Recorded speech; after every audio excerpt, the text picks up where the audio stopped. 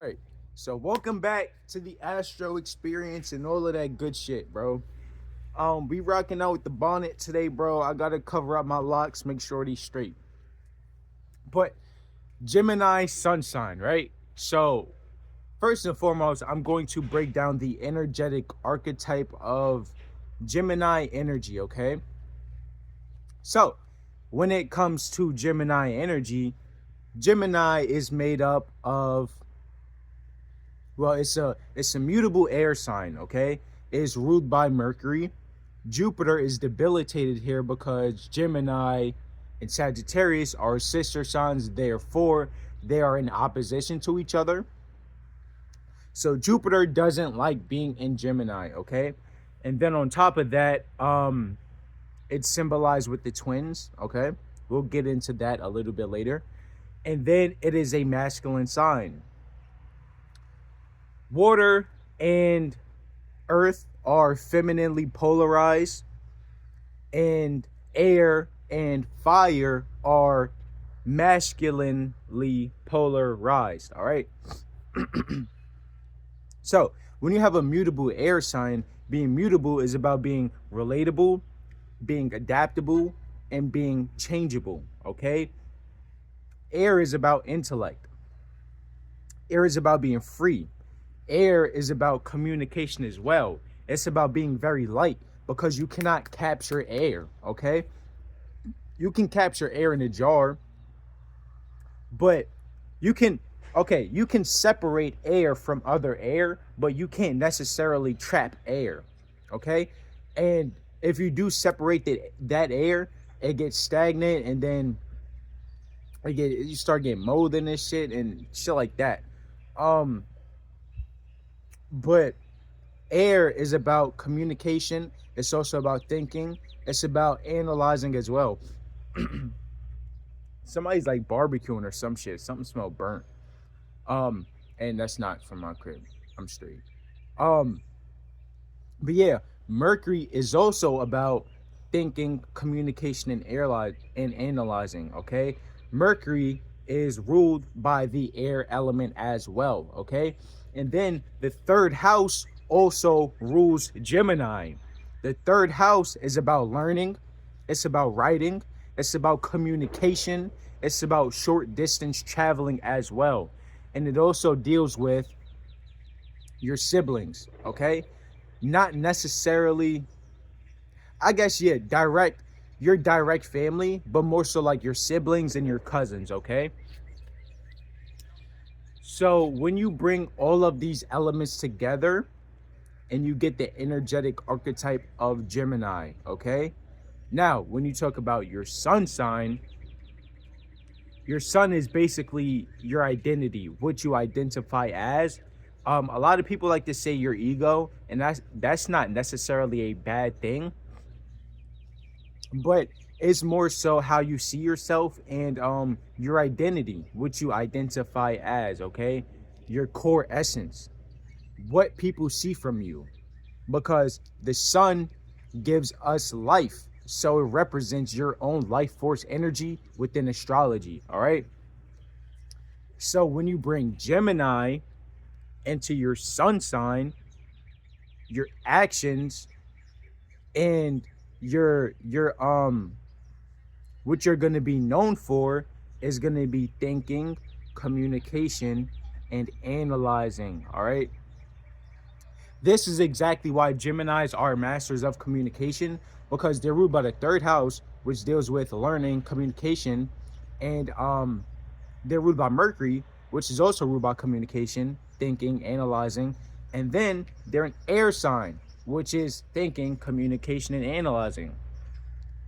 So a Gemini sun, their first way of going about a problem may be to think, communicate, and analyze about it. All right. This is exactly why Geminis are very flexible. They can fit in with almost anybody because they are also a mutable sign. Being mutable is about being relatable and adaptable. And once you bring communication into the play, these people, Gemini suns, they know how to fit within any crowd because first and foremost, they're very curious. Third house is learning. They love learning about different things. Okay. Geminis are the type of people to learn a little bit about everything. Okay. They may not be a specialist when it comes to one thing. Actually, no, that's a lie. Because a lot of Geminis that I see, they have one thing that they really like, but they also like learning a lot about other things. Okay. So yeah, Geminis are naturally like very inquisitive, always asking a lot of questions. These people love to learn, all right? And with Jupiter being debilitated here, Jupiter is about experiences, luck, expansion, travel.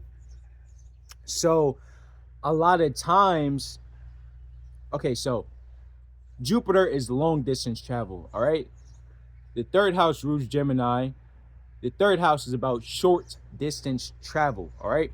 So a lot of times, Geminis don't necessarily travel long distances, but they learn about those experiences from others who have traveled long distances, all right? So a lot of times Geminis don't necessarily need to go through all of the experiences that other people go through because they're so good at learning about them before they have the need to go through those experiences. All right. I hope that shit made sense. Let me reframe it a little bit differently. Geminis can avoid having to learn lessons the hard way because they see other people go through the same shit and they learn from that. All right. It's very smart. Gemini's smart as fuck as well. Bro, these people love learning. Like I know I keep saying that, but they just know a lot about, they know a little bit about everything, bro. And then Geminis are very good at synthesizing information. So once they bring all of that information together, it's like these people just damn near know everything, honestly. Somebody getting yelled at over there. But yeah, very simple archetype right here. You have some archetypes that are a little bit more nuanced, like let's say a Pisces. A Pisces interpretation can go on for millennia, and you can still have more to say about them. When it comes to the Gemini energy, though, what I found is that these people are kind of straight up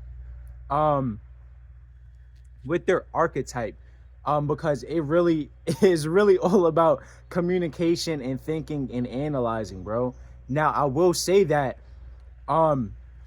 Geminis always manifest differently because their sun sign is going to be thinking, communication, and analyzing, but their moon is going to be something else. So let's say Sagittarius moon, they're going to be communicating about wisdom. Virgo moon, they're going to be communicating about details and the need for communication and service to others and health and being very specific about things and researching and just intellectual smart shit. Gemini sun, Cancer moon, they're going to be communicating about emotional needs a lot. Okay, emotional needs, family life, things like that, healing, even nurturing. So yeah, all Geminis have one thing in common: communication, thinking, and analyzing. But when it comes to their moon sign, what they're communicating, thinking, and analyzing about, that's what's going to dictate what it is. Okay, so a Gemini sun, Gemini moon. My man's is a Gemini sun, Gemini moon. These people are going to think, communicate, and analyze about thinking, communication, and analyzing. Like, they're gonna talk about ideas a lot. They're gonna talk about how important communication is. They're gonna talk about details. They're gonna talk about thinking. They're gonna talk about talking. So Yeah, I don't want to say every Gemini is the same, because that's not the case at all. These people are very diverse and very different. But the common thread with Geminis is, like I said, thinking, communication, and analyzing. It really just depends on your moon sign, okay? All of the chart matters, of course, all of the time. But with Gemini specifically, your moon sign is gonna determine what kind of Gemini you are. Because you got those Geminis that don't really talk like that. That's probably like a Pisces moon, because they're more in their mind, and they're more thinking, communication, analyzing with themselves about their own imaginations. So they may not know how to relate that to the outside world, because it can be so fluid in their inner world. But yeah, that's pretty much it. Um Gemini's sun in a nutshell. Yeah, I love these people, bro. They're usually smart as fuck. Always thinking, very quick on their feet, very witty, very curious, very funny as well. That's another thing. Gemini's is funny as fuck. Um, their sister sign is Sagittarius, of course. Sagittarius are known for being comedians, but Geminis are also very fucking funny as well, just from a different standpoint, okay?